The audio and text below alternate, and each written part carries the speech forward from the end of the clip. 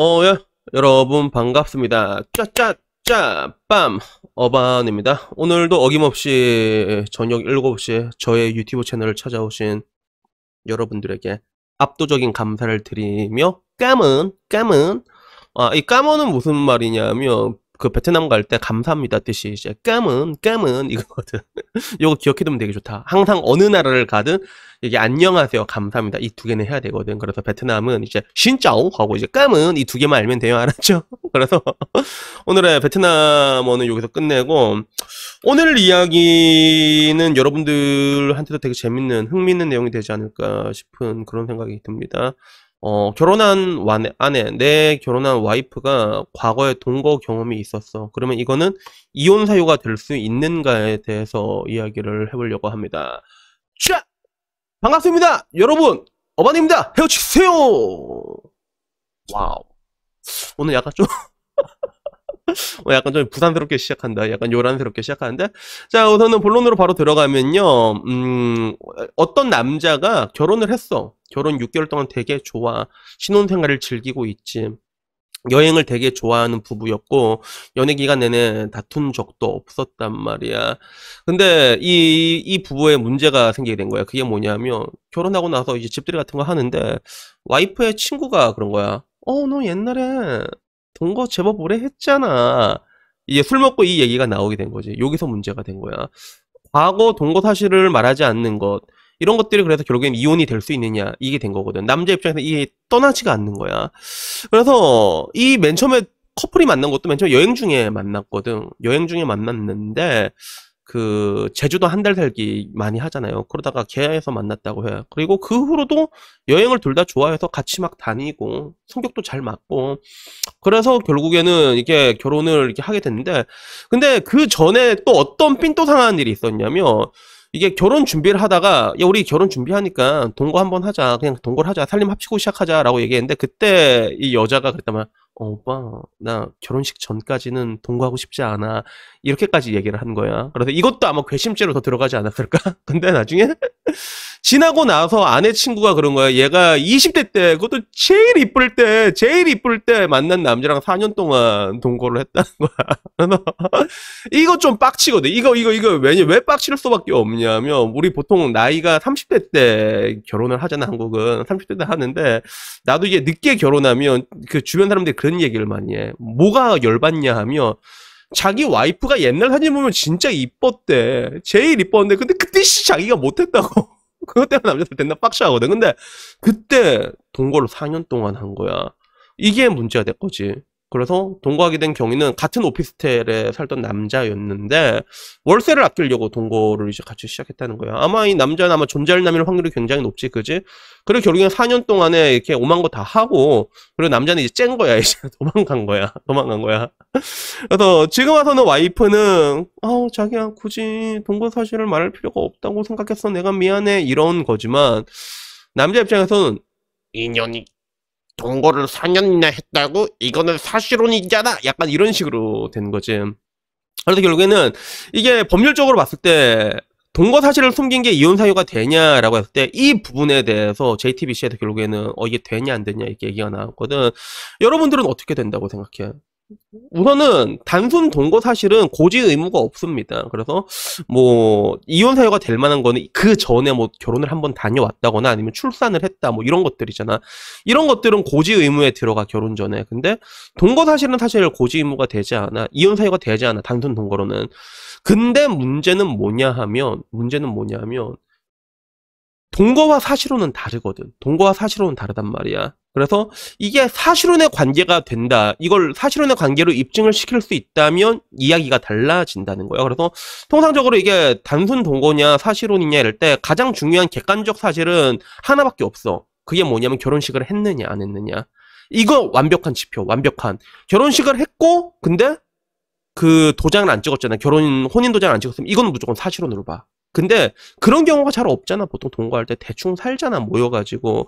이런 경우는 이게 사실혼이냐 아니냐 이게 애매한 부분들이 많은데, 근데 뭐 여기에 대한 주관적인 요소는 뭐 서로를 부르는 호칭이라던가, 아니면 얼마나 오래 살았느냐, 아니면 주변 지인이나 친인척에게 뭐 둘의 관계를 어떻게 소개했냐, 뭐 앞으로 저희가 결혼을 할 겁니다, 뭐 이런 식으로 하거나, 아니면 각자의 소득을 합쳐가지고 같이 이제 뭐 함께 사는 집 계약도 같이 하고 이런 식으로 생활 밀착 부분이나, 아니면 뭐 가족들의 그런 대소사라고 할 수 있지, 같이 참여했느냐, 이런 것들이 복합적으로 주관적으로 작용을 하거든요. 그래서 아까 말한 것처럼 결혼식을 거행했느냐, 여기서 했으면 무조건 사실혼으로 들어가지만, 근데 그 외적으로 봤을 때는 이런 것들이 단순 동거냐 아니냐라고 했을 때는 이게 사실혼이냐 아니냐, 이게 애매한 부분들이 많다는 거예요. 그래서 뭐 이런 경우에 뭐 남자가 야씨 니랑 못 살겠다 끄지라 이러면, 그럼 뭐 협의혼하면 금방 끝나는 건데, 근데 여자가 아니다, 이건 아니다, 혹은 저 여자가 구라친 거다, 오빠 나 동거 4년 한 게 아니라 4개월 했다고, 4개월 한 거는 사실혼이라 볼 수 없다, 이런 식으로 해서 그 입증을 못 하게 되잖아. 그러면 이게 질질 길어진다고 하더라고.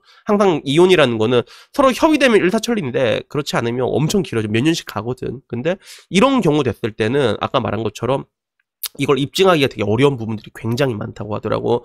근데 결론적으로 4년을 같이 동거를 했으면 이거는 사실혼으로 보아질 확률이 굉장히 높다는 거예요. 그래서 이런 경우, 아까 말했던 그런 사례의 경우는 이혼을 하는 게 그렇게 크게 어렵진 않을 것 같다라고 이렇게 얘기를 하더라고요.